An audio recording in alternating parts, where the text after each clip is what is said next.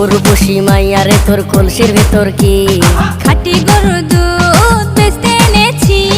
দে না একটু খাই, দামটা আগে চাই, আর দে না একটু খাই।